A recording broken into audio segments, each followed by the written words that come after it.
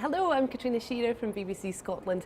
This is my favourite book, well it was when I was a child. It's Enid Blyton's The Adventures of the Wishing Chair, and it brings back such great memories just looking at it. Let me read you a wee bit from it. Each day, Molly and Peter ran down to their playroom in the garden and looked at their wishing chair to see if it had grown wings. But each time they were disappointed. It hadn't.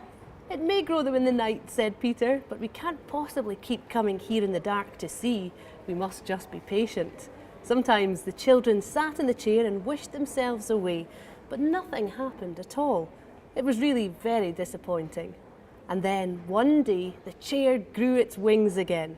It was a Saturday afternoon too, which was very jolly as the children were not at school. They ran down to the playroom and opened the door, and the very first thing they saw was the chair had grown wings. They couldn't help seeing this because the chair was flapping its wings about as if it was going to fly off. "Quick, quick," shouted Peter, dragging Molly to the chair. "Jump in, it's going to fly." They were just in time. The chair rose up in the air, flapping its wings strongly, and made for the door. Out it went and rose high into the air at once. The children clung on tightly in the greatest delight. "Where do you suppose it's going?" asked Peter. "Goodness knows," said Molly. "Let it take us wherever it wants us to. It will be exciting anyhow. If it goes back to that funny shop, we can easily jump off and run away when it goes in at the door." But the chair didn't go to the old shop. Instead, it kept on steadily towards the west, where the sun was beginning to sink. By and by, a high mountain rose up below, and the children looked down at it in astonishment. On the top was an enormous castle. "Where's this, I wonder?" said Peter.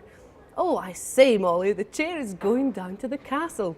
Down it went, flapping its rose-red wings.